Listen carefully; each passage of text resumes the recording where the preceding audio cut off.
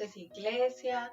Espero que el Señor Jesús los esté bendiciendo mucho, que estén en esta noche muy dispuestos a recibir lo que el Señor Jesucristo tiene preparado para ustedes, que Él sea ministrándolos en medio de esta alabanza, en medio de la predicación que tiene nuestro pastor para nosotros.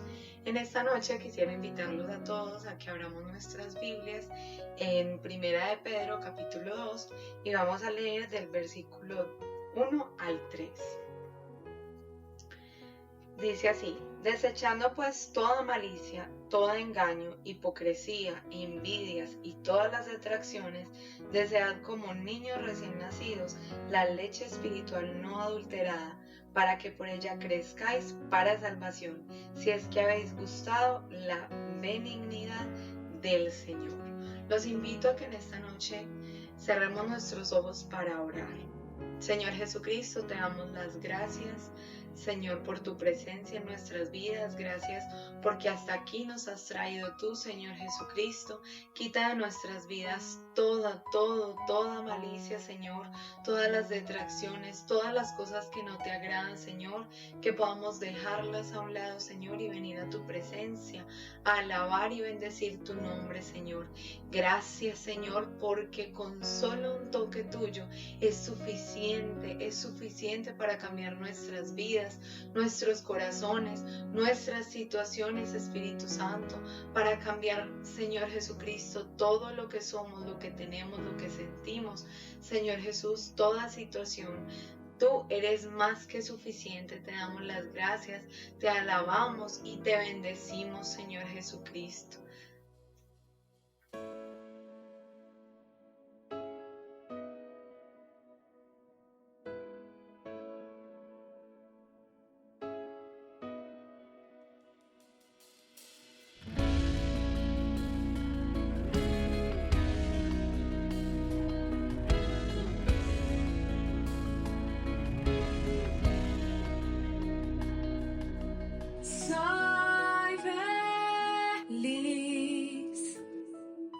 Pues mi copa rebosó con su abundante amor. Salvo soy.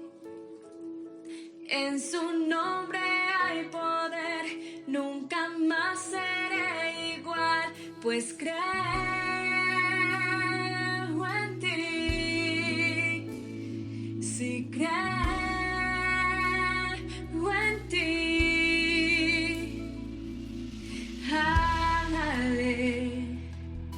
Aleluya, consumado es, la muerte él venció. Aleluya, me perdonó y libre soy.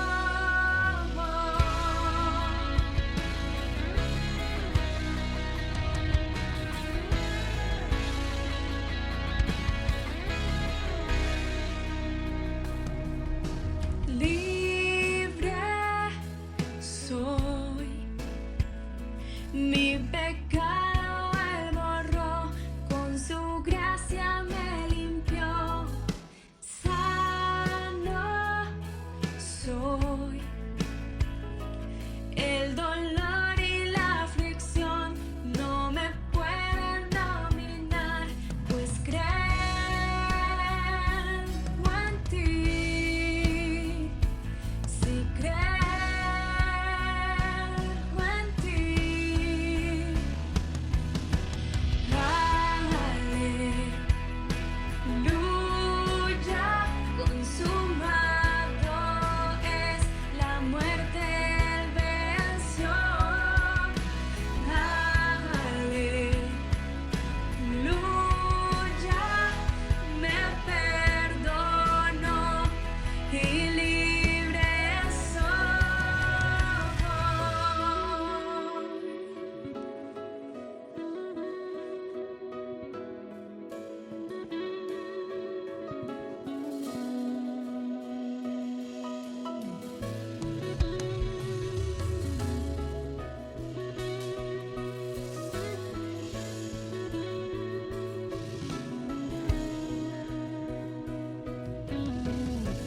solo un toque Él me quitó las cargas, con solo un toque todo monte derribó. Ya no hay condenación, pues Él resucitó. Jesús, tu nombre exaltamos. Con solo un toque Él me quitó las cargas, con solo un toque todo monte derribó. Ya no hay condenación, pues Él resucitó. Jesús, tu nombre exaltamos.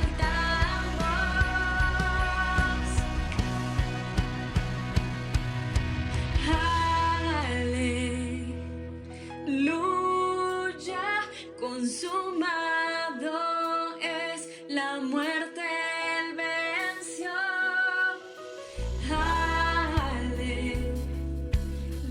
Aleluya, me perdonó y libre soy. Aleluya, consumado es, la muerte Él venció.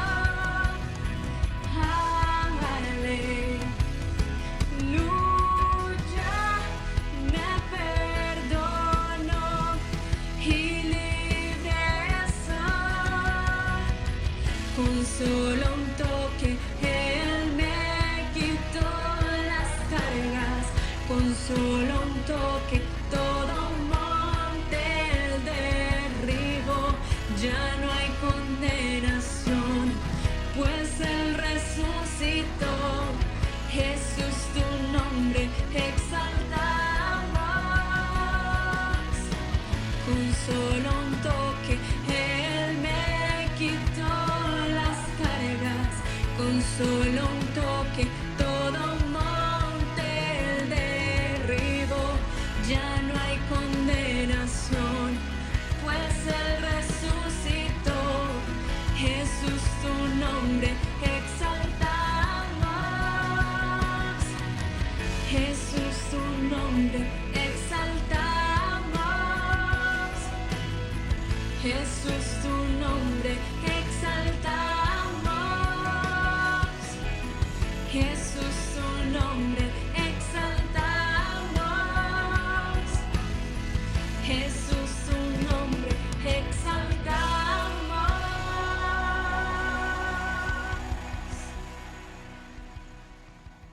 Señor, hoy venimos delante de tu presencia a exaltar y bendecir tu nombre, que es sobre todo nombre, Señor Jesucristo. Solo tú eres digno, solo tú eres santo, Señor Jesús. Solo tú mereces toda la alabanza, solo tú mereces toda la gloria.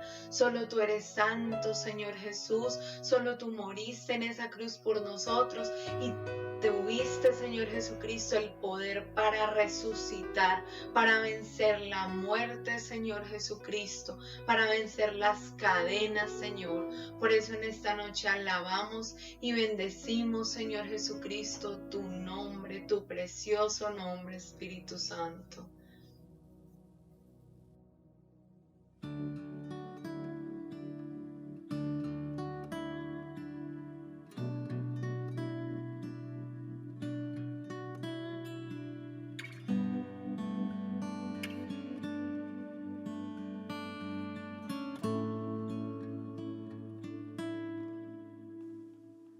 Precioso, precioso Dios, amado, amado Señor, te adoramos, Rey de verdad, te exaltamos, Príncipe de paz, hermoso, hermoso Jesús, tus ojos llenos de amor, tu vida dice en la cruz, moriste pensando en mí.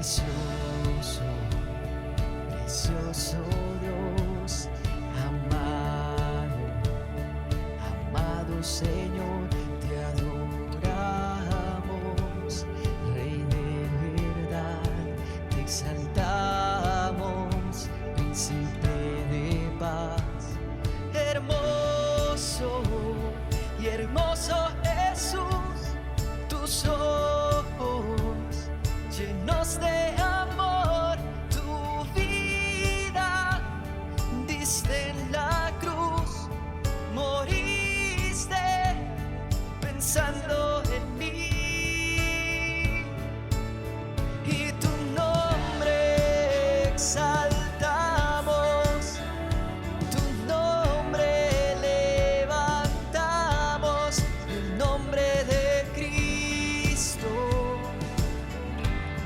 el nombre de Cristo, y tu nombre exaltamos, tu nombre levantamos, el nombre de Cristo, el nombre de Cristo.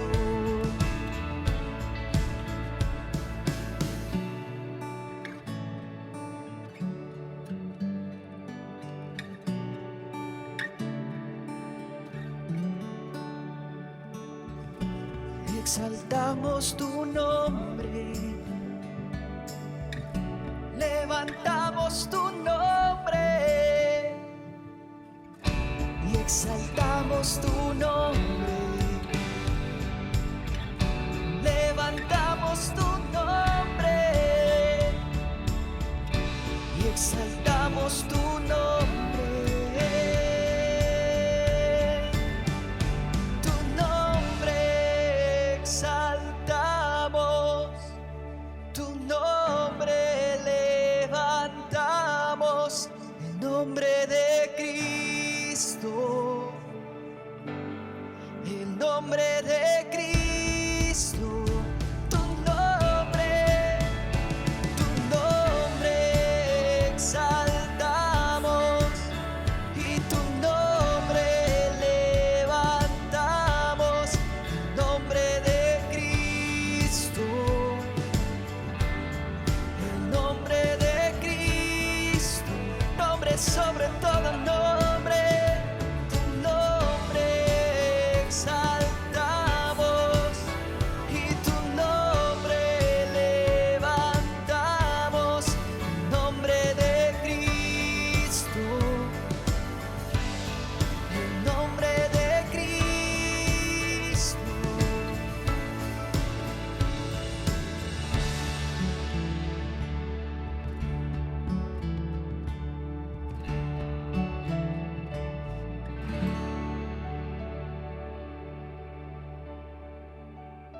Señor Jesús, hoy venimos a declarar que en ti estamos seguros, Señor, que tú eres nuestra salvación, tú eres nuestra roca, Señor. Tú eres, Señor, el que va delante de nosotros como poderoso gigante. Hoy alabamos y bendecimos tu nombre, Señor Jesucristo. Tú eres, Señor, tú eres el que nos cubres con tus alas, Señor, el que nos cubres con tu sangre, el que nos vistes de gloria y de santidad, Señor, el que guarda y ama nuestra alma, Señor Jesucristo. Tú eres el Rey sobre todo, Señor, sobre todo lo que existe, Señor, lo que vemos y lo que no vemos, lo que fue, lo que es y lo que será, te pertenece a ti, Señor Jesucristo.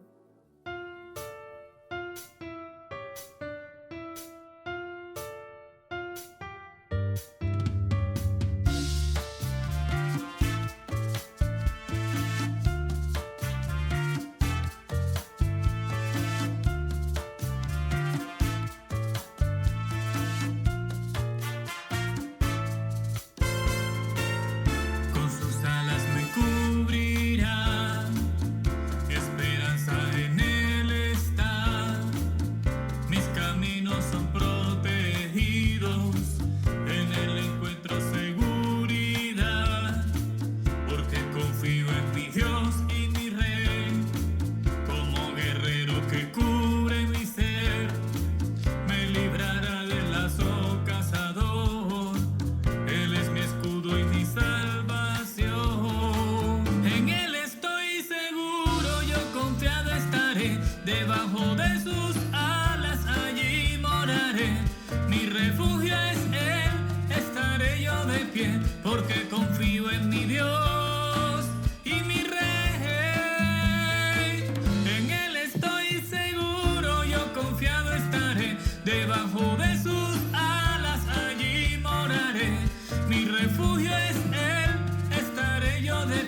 porque confío en mi Dios y mi Rey.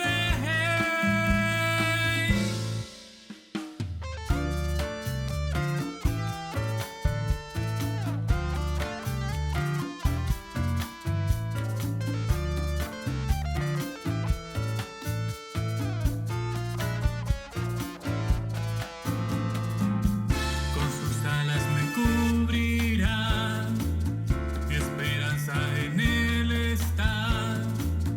Mis caminos son protegidos, en Él encuentro seguridad, porque confío en mi Dios y mi Rey. Como guerrero que cubre mi ser, me librará del lazo cazador. Él es mi escudo y mi salvación. En Él estoy seguro, yo confiado estaré. Debajo de sus alas allí moraré. Mi refugio es Él, estaré yo de pie, porque confío en mi Dios y mi Rey. En Él estoy seguro, yo confiado estaré. Debajo de sus alas allí moraré. Mi refugio es Él, estaré yo de pie, porque confío en mi Dios y mi Rey. Caerán a mi lado 1000 y 10.000 a mi diestra, mas a mí no llegará. Él es mi escudo y mi fuerza.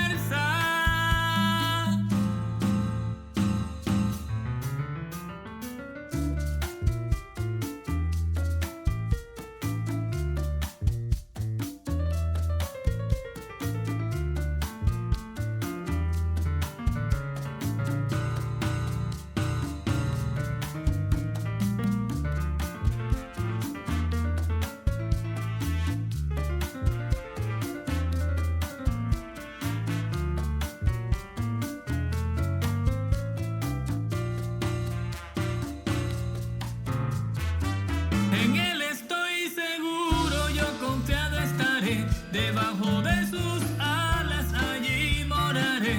Mi refugio es Él, estaré yo de pie, porque confío en mi Dios y mi Rey. En Él estoy seguro, yo confiado estaré. Debajo de sus alas allí moraré. Mi refugio es Él, estaré yo de pie, porque confío en mi Dios y mi Rey. Y en Él estoy seguro, yo confiado estaré. Debajo de sus alas allí moraré. Mi refugio es Él, estaré yo de pie, porque confío en mi Dios y mi Rey. En Él estoy seguro, yo confiado estaré. Debajo de sus alas allí moraré.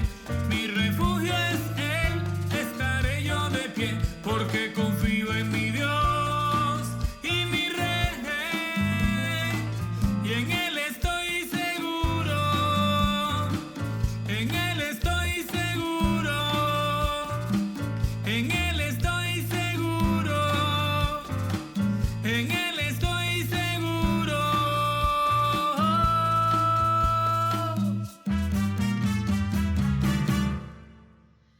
Señor Jesús, hoy te damos las gracias por este tiempo de alabanza. Alabamos, Señor, y bendecimos tu nombre, Señor. La gloria y la honra es para ti por los siglos de los siglos, Señor Jesús. Gracias, gracias por tu presencia, gracias por tu amor, gracias por tu palabra, Señor.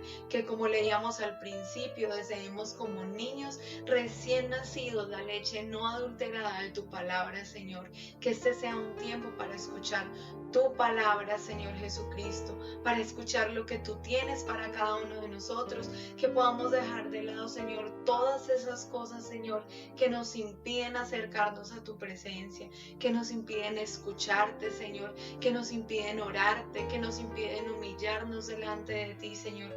Toda ira y toda contienda, Señor Jesucristo, tómala tú en tus manos. Es en el nombre de Cristo Jesús que te hemos orado.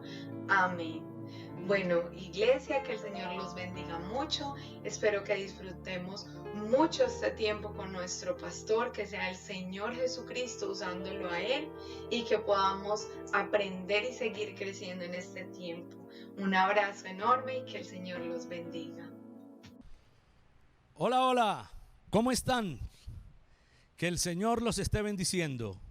Después de este tiempo de adoración, de disfrutar de la presencia del Señor, de estar conectados con el Espíritu Santo, hay que pedirle que nos hable en su palabra. Me alegra saludarlos, que estén bien en sus casas, que el Espíritu Santo siga hablando a sus corazones, que Él guíe sus pasos, que su amor esté en cada vida, en cada corazón, en cada hogar, y que sea esa hoguera del Espíritu Santo su casa, una iglesia, porque donde hay 2 o 3 reunidos en su nombre, ahí está Él. Qué cosa tan hermosa saber que el Espíritu Santo está con nosotros, que usted y yo somos templo del Espíritu Santo, nuestros hijos y aquellos que han aceptado a Cristo en su corazón se han convertido en templo del Espíritu Santo. Qué bueno saludarlos. Sé que están cargados de testimonios y los he invitado a que corto graben 3 minutos cómo están y lo envíen a Camilo, a Luis Esteban o a mí para ponerlos en la página de la iglesia. Queremos que la gente se entere lo que está usted viviendo con el Espíritu Santo. Y si tiene algún versículo, compártalo también, u una oración también. Vamos a pedirle al Espíritu Santo que nos guíe esta noche y su gracia esté con nosotros. Espíritu Santo, gracias por bendecirnos. Gracias por tu palabra viva y eficaz. Gracias por estar en nuestro corazón, por acompañarnos y darnos la certeza en todo lo que estamos viviendo y en todo lo que el mundo está viviendo. En este momento y en cualquier época de la historia, tu iglesia ha confiado en tu dirección, en tu amor y en tu espíritu. Espíritu Santo, bendice tu palabra y que nos fortalezca y nos anime esta noche en el nombre de Jesús. Amén. Amén. El fin de semana pasado, domingo, terminé compartiendo acerca de Juan capítulo 6. Entonces el Espíritu Santo me motivó a que todo este tiempo que estemos podamos compartir capítulos de el Evangelio de San Juan. Hoy vamos a compartir el Evangelio de San Juan en el capítulo 2 y vamos a leerlos como es menester para nosotros leer la palabra y que esa palabra se revele a nosotros.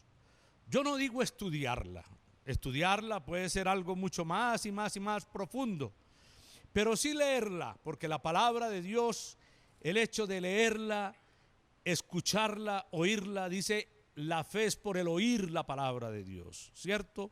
Estudiar es ir un poco más allá, pero nosotros oímos la palabra de Dios y ella nos alimenta, nos edifica. Vamos entonces al Evangelio capítulo 2. Ahí donde ustedes están, ven una imagen, y es una imagen muy interesante de las bodas de Caná. La boda de Caná, el primer milagro de Jesús. Entonces vamos a leer el capítulo y vamos a comenzar en el versículo 1 y 2. Al tercer día se hicieron unas bodas en Caná de Galilea. Y estaba allí la madre de Jesús, y fueron también invitados a las bodas Jesús y sus discípulos. Entonces dice que en Caná de Galilea, una ciudad en este momento queda al lado de Nazaret. Yo he tenido la oportunidad de estar 6 veces y es un lugar muy intenso del Espíritu, porque fue aquí donde Jesús hizo su primer milagro. fue donde, llamémoslo así, sin querer queriendo, porque Jesús no iba a hacer un milagro. Jesús fue invitado a una fiesta, que eran unas bodas, y terminó siendo invitado él y sus discípulos, pero también sus hermanos, su familia. Dice que su mamá también estaba ahí, la Virgen María también estaba ahí, por supuesto. Entonces, él no pensaba hacer un milagro, sencillamente iba con gozo a participar de una boda de seguramente algún amigo o familiar. Allá fue Jesús con sus discípulos. Es interesante también saber que Jesús hace milagros siempre, todo el tiempo. Jesús hace milagros hoy también, todo el tiempo. No necesariamente porque se programó una reunión de milagros. Jesús hace milagros todos los días, en cualquier parte, a cualquier hora y en cualquier circunstancia. ¿Quién iba a pensar que iba a ocurrir un milagro? Además, su primer milagro en unas bodas, ¿no? Entonces es interesante. Están en Caná de Galilea, por eso le llamaban el Galileo, ¿cierto? Porque fue donde Jesús ejerció todo su ministerio, en la mayoría en Galilea. Vamos al versículo 3 y 4. Y faltando el vino, la madre de Jesús le dijo: no tienen vino. Jesús le dijo: ¿qué tienes conmigo, mujer? Aún no ha venido mi hora. Aquí hay algo interesante. Por supuesto que María sabía quién era Jesús, porque ella había sido llamada, porque ella había sido escogida, porque el Señor había tocado su corazón, porque el ángel se le apareció, ¿cierto? Esto no fue descuidado. María sabía quién era Jesús, y al estar ahí y ver que el vino se acababa, entonces le dijo: se ha acabado el vino. Y la respuesta de Jesús a su madre fue: ¿qué tienes conmigo, mujer? Hay que entender una cosa que yo siempre le digo a la gente: las respuestas están en la Biblia. A quien hay que buscar es la Biblia, porque esta es la palabra profética más segura. Es interesante que no le dice madre, como cuando estaba en la cruz. No le dice: Juan, he aquí a tu madre. Juan, mujer, he aquí a tu hijo. Mujer. Y es interesante también porque María no hizo milagros, ninguno en la Biblia. El que hacía milagros era Jesús, que además era Dios.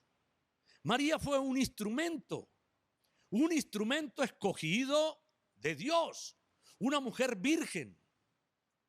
Dios no escoge a cualquiera, eso lo hemos dicho, ¿no? Es interesante. Pero tenemos que saber que alguna gente dice la madre de Dios. No, él no es la madre de Dios.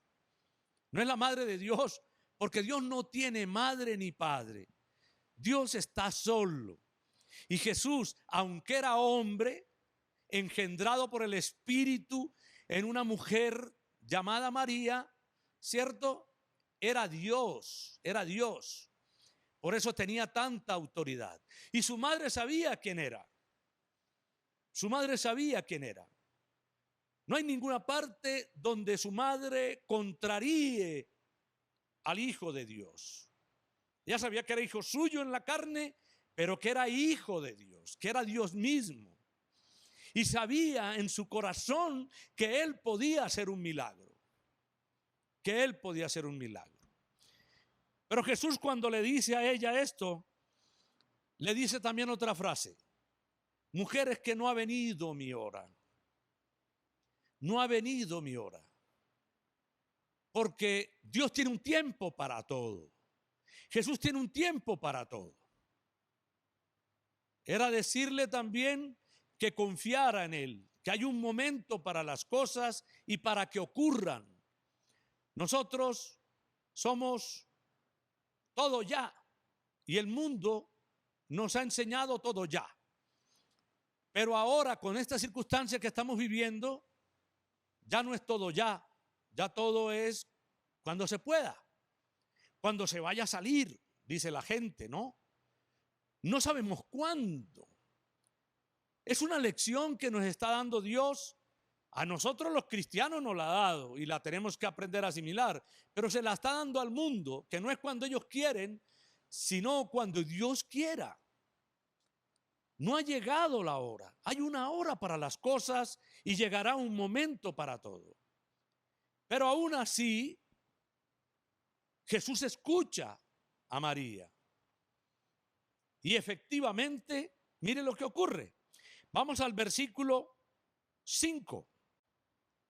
Y su madre dijo a los que servían: haced todo lo que os dijere. Qué interesante. María no contraría a Jesús. María no se siente ofendida con Jesús. María es una mujer de Dios. Es una mujer de revelación. Y cuando él le dice: mujer, no ha llegado mi hora, ella entiende lo que Jesús está diciendo. Ella no dice: ¿por qué me contestas así? ¿Qué es esa respuesta a tu propia madre? No, María sabía quién era Jesús. Tan sabía que lo único que le dice a la gente es: hagan lo que les dijere. María no hacía milagros. María sabía que el que hacía milagros era Jesús, el Hijo de Dios, Dios mismo. Entonces María va directamente a la fuente, porque nosotros debemos ir directamente a la fuente. No hay intermediarios, no hay intermediarios. A la fuente de una vez. María no dice que hablen con ella. María interviene a favor de esa reunión donde el vino se ha acabado, y entonces sabe que ahí está con ella el Hijo de Dios, Dios mismo. Entonces ahí mismo ella dice: Él lo va a hacer porque Él es Dios. Y finalmente mira a la gente y le dice: hagan lo que Él les dijere. Y lo que los hombres tenemos que hacer es lo que Él nos diga. Eso nos enseñó María aquí. Hacer lo que Él nos diga. El secreto es hacer lo que Dios nos dice. El secreto es la obediencia. Siempre habrá algo que usted y yo tengamos que hacer. Tengamos que hacer. Dios va a hacer el milagro, Jesús va a hacer el milagro, pero usted y yo algo tenemos que hacer. Algo tenemos que hacer. Y María sabía lo que Él les diga, lo que Él les diga. Por supuesto que María tenía una certeza, una convicción de que iba a suceder algo grande ahí, ¿cierto? De que iba a hacer algo grande. Para María también fue el primer milagro, ¿no? Para ver. Bueno, el primer milagro fue que haya quedado embarazada del Espíritu Santo, ¿no? Pero el primer milagro de Jesús. Entonces, vamos a leer el versículo 6 y 7. Y estaban allí 6 tinajas de piedra para agua, conforme al rito de la purificación de los judíos, en cada una de las cuales cabían 2 o 3 cántaros. Jesús les dijo: llenad estas tinajas de agua, y las llenaron hasta arriba. Mire qué interesante, porque que las cosas que suceden en la palabra de Dios no suceden porque sí, todo tiene un sentido extraordinario. Los que han leído el Antiguo Testamento, algo les recuerda esta escena, ¿cierto? Algo les recuerda. Parece que en algún momento había sucedido algo. Claro que sí. Con Elías y la viuda de Sarepta. Cuando él manda a la viuda, que no tenía más nada que comer sino lo que tenía en la mano y morir, y le dice Elías: hazme una torta a mí. Y le envía a que consiga tinajas para llenarlas de aceite. Jesús manda a traer todas las tinajas que estuvieran acá llenas de agua, llenas de agua. Siempre hay algo que usted y yo tenemos que hacer. Siempre. Así sea, caminar hasta la tinaja, coger la tinaja, caminar hasta el agua, echarle agua y traerla. Eso es actos de fe. Nosotros tenemos que tener actos de fe. Si Dios nos da alguna orden, nosotros algo tenemos que hacer, ¿verdad? Si estamos encerrados, pues entonces tenemos que coger un celular, tenemos que coger un computador, tenemos que usar las redes sociales, algo tenemos que hacer. Y ya Dios, esa tinaja que le estamos poniendo, Él la llenará y le pondrá vino. Algo tenemos que hacer. Esos son actos de fe. El que cree que Jesús pueda convertir el agua en vino, tiene que buscar el agua y tiene que traerla a los pies de Cristo. El centurión romano que desesperadamente buscó a Jesús para que su siervo fuera sanado. Aquel grupo de amigos que se montó con el enfermo y rompieron el techo porque la gente no dejaba llegar al enfermo a Jesús y rompieron el techo para bajarlo. Algo tenemos que hacer. Algo tenemos que hacer. Y si no estamos recibiendo milagros, algo no estamos haciendo bien. Algo no estamos haciendo bien y tenemos que hacer. María pronuncia una frase poderosa: hagan lo que Él les diga. Y ahí mismo Jesús mandó a traer las tinajas y ahí mismo la gente corre a traer las tinajas. ¿Qué es lo que tú tienes que hacer? Es importante. Es importante. No podemos paralizarnos, ni en nuestra mente, ni en nuestro corazón. Algo tenemos que hacer. El Espíritu Santo nos despierta para que creamos. Vamos al versículo 8 y 9. Entonces les dijo: sacad ahora y llevadla al maestresala.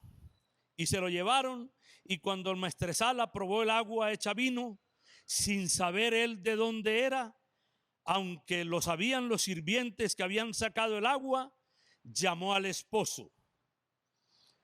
Jesús no da ninguna orden sobre el agua.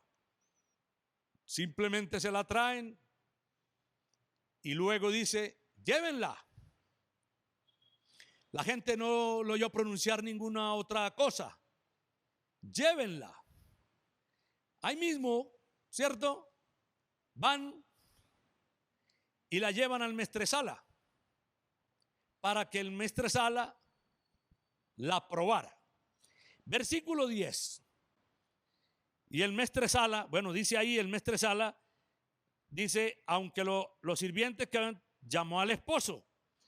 Versículo 10, y le dijo: todo hombre sirve primero el buen vino, y cuando ya han bebido mucho, entonces el inferior. Mas tú has reservado el buen vino hasta ahora. Es increíble, ¿no? Es increíble que cuando ocurre un milagro, las cosas son diferentes. La Biblia dice: la bendición de Dios es la que enriquece, no añade tristeza con ella. Pueden haber muchas bendiciones, pueden haber muchos vinos, pueden haber vinos de toda clase, pero este vino particularmente tenía otro sabor. Y ese sabor se lo da el milagro. La gente puede tener hijos, pero si ese hijo es fruto de una mujer que no podía tener hijos, entonces tiene otro sabor. Tiene el sabor del milagro. Tiene el sabor de la provisión de Dios, de la mano de Dios. Entonces tendría que ser distinto. salir de lo que estamos viviendo, usted se va a dar cuenta que será distinto. Que Dios seguramente reorientará su corazón en algunos casos, en otros los afianzará, en otros los va a fortalecer en otra área. Pero recuerde que lo que sigue es mejor que lo que teníamos. Ese es el orden del Señor. Y en eso tenemos que creer. Este vino era el vino de Cristo. Lo que sigue, debemos tener la certeza que es mejor que lo que teníamos. Y yo lo he vivido. A mí me han robado muchas cosas, pero siempre me he dado cuenta que el ladrón se lleva unas cosas y Dios increíblemente me da mejores cosas que las que se llevó el ladrón. Puedes tener la sensación que te han quitado algo con todo esto, que te han robado algo con todo esto, o la paz, o la tranquilidad, o la libertad, todo lo que usted quiera. Seguramente la incertidumbre financiera de su empresa, todo lo que usted quiera. Pero yo le quiero decir que lo que sigue es mejor según la ley de Dios. Porque la ley de Dios es la ley del Espíritu. Y esa opera de esta manera, de la manera en que este vino era mejor que el que tenían, que el que se había acabado. Así va a ser. Y así lo tienes que creer. Luego el versículo 11 y 12. Este principio de señales hizo Jesús en Caná de Galilea y manifestó su gloria, y sus discípulos creyeron en él. Después de esto descendieron a Capernaum, él, su madre, sus hermanos y sus discípulos, y estuvieron allí no muchos días. Dice, este fue el principio, este fue el primer milagro de Jesús, ¿verdad? Donde Dios empezó a manifestar su gloria. Y era interesante que estaba su madre, estaban sus hermanos y estaban sus discípulos, las personas de su círculo más cercano, a los cuales él empezó a impactar. Y entonces ahí las cosas cambiaron. Dice que ahí mismo los discípulos creyeron en él. Creyeron en él. No se vuelve a ser el mismo cuando Dios hace un milagro en tu vida. Y yo los he visto en el mío, y los he visto en cientos, seguro miles de personas. Y así es. Cientos y miles de personas. Uno no vuelve a ser el mismo. La fe viene a la medida que nosotros vemos los milagros del Señor. Vamos a seguir. Aquí cambia Juan el asunto de Caná de Galilea.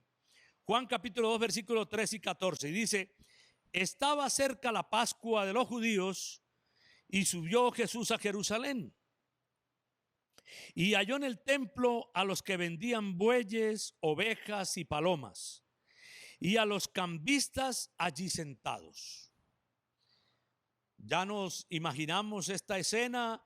Jesús llega al templo, ojo, monumental, ¿cierto? Los que han conocido algunas catedrales y algunos palacios en Francia o en España o en alguna otra parte, y, bueno, esto era monumental, ¿cierto? Y estaba llena de personas porque estaba cerca la Pascua, ya estaban llegando la gente. Ya se estaban preparando para los sacrificios y allí estaba lleno de bueyes, ovejas, palomas y los cambistas estaban sentados. Siempre hay oportunistas para el negocio. Eso no se nos puede olvidar, ¿no? Como ellos sabían que había que llevar o una paloma o una oveja, que bueno, que había que criar, que había que mantener y llevar. Entonces les ahorraban siempre la pereza a la gente y le armaron ahí negocios para vender estos animales. Y se había vuelto una cosa, pues, impresionante, ¿no? Impresionante. Pero esto tiene un mensaje espiritual. Vamos a leer el versículo 15 y 16. Y haciendo un azote de cuerdas, echó fuera del templo a todos, y las ovejas y los bueyes, y esparció las monedas de los cambistas, y volcó las mesas, y dijo a los que vendían palomas: quitad de aquí esto, y no hagáis de la casa de mi padre casa de mercado. Es algo que tenemos que entender, ¿no? El evangelio en ningún momento, en ninguna circunstancia, ni el buscar a Dios, ni el adorarle es un negocio. Los diezmos y ofrendas es el método de Dios para la manutención y el sostenimiento de la iglesia. Pero no negociar con lo de la iglesia. Y a veces no entendemos este mensaje y volvemos la casa de Dios negocio, ¿cierto? Y nos enriquecemos con eso. Y no es la forma. La forma sencilla de llegar a Dios y la manutención, el cuidado de los misioneros y las misiones están en el orden de los diezmos y ofrendas y primicias de la gente. Lo demás ya empieza a volverse un negocio. La iglesia no puede ser la oportunidad para que mucha gente entonces arme un negocio. Pirámides, ¿cierto? De todo tipo, de todos los productos.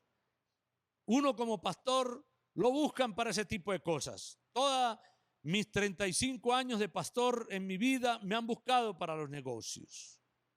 La iglesia no es un negocio, la iglesia es el lugar donde se viene el templo a adorar a Dios, a compartir en familia, a disfrutar de la presencia del Señor. Y tener cuidado con eso es muy importante. Por eso es tan importante también tu compromiso financiero. Porque si no hay diezmos y ofrendas, entonces tu iglesia tu templo se convertirá en negocio. Porque tus pastores, ¿de qué van a vivir? Y tú estás puesto para cuidar de tus pastores y misiones, ¿cierto? Pero no es un negocio. No se puede volver un negocio. Mire lo que sigue, el versículo 17. Entonces se acordaron sus discípulos que estaba escrito: el celo de tu casa me consume. ¿A qué se está refiriendo el celo de la casa? Se está refiriendo al cuidado que hay que tener de la casa de Dios. Al cuidado que hay que tener de la casa de Dios. La casa de Dios es responsabilidad de todos nosotros los que asistimos a ella, ¿verdad? Y no puede ser que haya que hacer negocios y negocios para poder sostener a los siervos de Dios y el templo y lo demás. Estas personas, por supuesto, habían perdido el sentido real del templo para volverlo en un mercado, Mantenernos con lo que es la casa de Dios es muy importante. Y el celo de la casa de Dios no solamente tiene que ver con lo que estaba ocurriendo ahí. Ser celosos de la casa de Dios es ser celosos del evangelio, es ser celosos de lo que enseñamos, es ser celoso de que leamos la palabra de Dios, de que no estemos inventando, sino leyendo la palabra. Yo les he dicho que me gusta más que leamos todo el capítulo, porque es la manera en que más nos puede hablar el Señor y mantenemos la imagen pegada a la palabra del Señor. A veces lo temático es muy interesante, es muy atrayente, pero uno corre el peligro de pronto desviarse. Sujetarnos a lo que estamos leyendo es muy importante. Y que usted lo está viendo también expuesto y lo está leyendo en su palabra. Seamos celosos celosos del Espíritu Santo, celosos de la Biblia, celosos de Dios el Padre y celosos de Jesús, el único camino al Padre. Celosos para guardar la moral bíblica, lo que Dios nos ha enseñado y todo lo que se necesita ser respetuoso. Lo que está padeciendo el mundo también es porque ha olvidado a Dios. Y como se ha olvidado de Dios, entonces pasa lo que pasa. Nosotros, la iglesia, debemos ser celosos de las cosas de Dios y mantenernos haciendo su voluntad, celosos de su palabra. El 18, 19 y 20 dice: y los judíos respondieron y le dijeron: ¿qué señal nos muestras ya que haces esto? Respondió Jesús y les dijo: destruid este templo y en 3 días lo levantaré. Y dijeron los judíos: en 46 años fue edificado este templo y tú en 3 días lo levantarás. Recuerde que Jesús habla de cosas espirituales. Y eso es lo que usted y yo tenemos que aprender, ¿no? Él habla de cosas sobrenaturales. Y él se estaba refiriendo a sus días de muerte y que se levantaría. Ya les estaba diciendo a sus discípulos. Pero ellos creían que era ese templo, aunque igual él era Dios y podía hacerlo también. Los hombres duraron 46 años haciendo el templo. 46 años haciéndolo. Así también el Señor podía destruirlo y construirlo. Él era Dios. Pero hay que entender que esa no era la referencia de Jesús. La referencia de Jesús, muchas veces el templo no es el físico, es tu ser, tu cuerpo, templo del Espíritu Santo. Por eso Jesús profetizó aún la destrucción del templo, lo cual ocurre en el 70 después de Cristo. Ese no era el templo al que Jesús venía. Este era el templo al que Jesús venía. Él quiere morar en la vida de los hombres. Quiere que los hombres tengan la vivencia de Él y sean pura alabanza, pura adoración interiormente. Cuando vamos a los templos, la mayoría de las expresiones de nosotros es: ¿qué paz se siente aquí?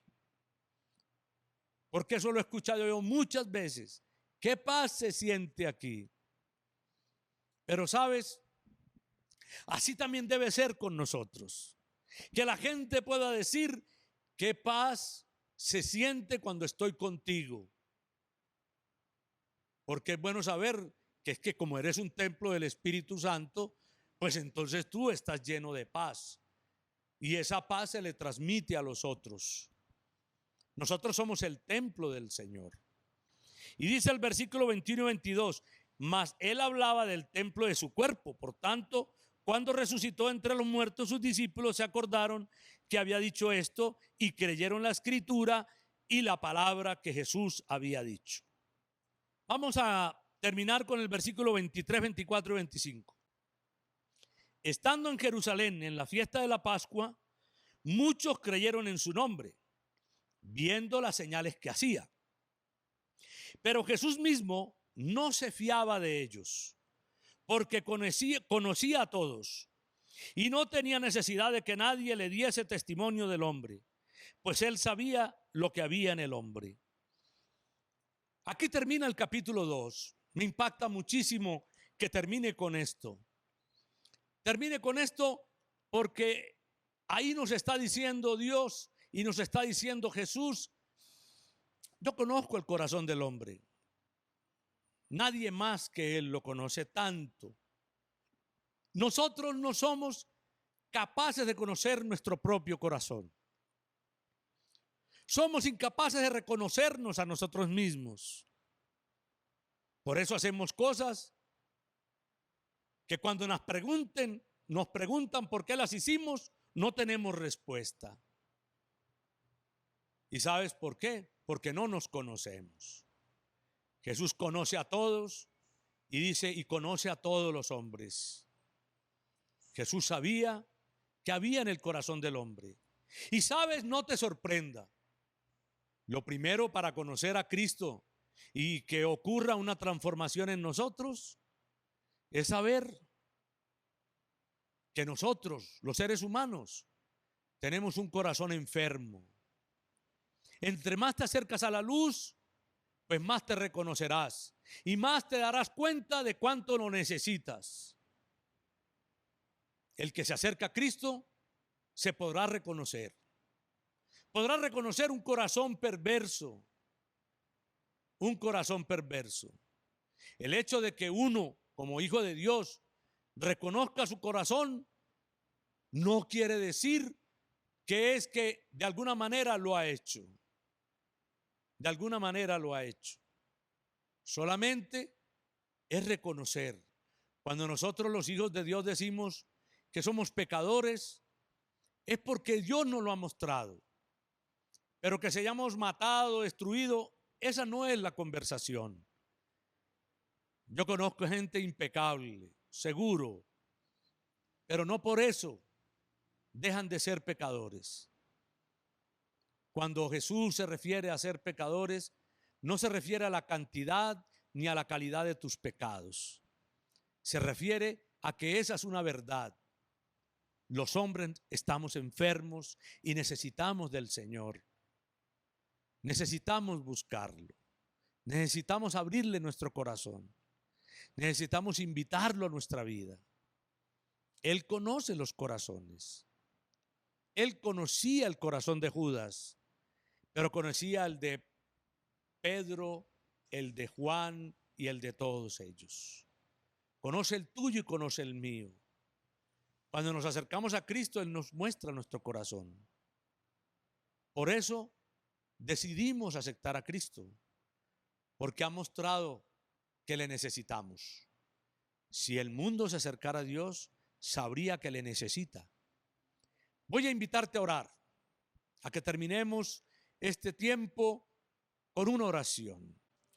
Espíritu Santo, gracias por tu palabra, por este primer milagro que tanto nos enseña en Caná de Galilea y por esta experiencia del templo, porque está develando lo que hay en el corazón de los hombres y la necesidad imperiosa de que te aceptemos y seamos templo del Espíritu Santo, de que no es el templo físico, sino que el celo de tu casa es el celo por una vida espiritual renovada.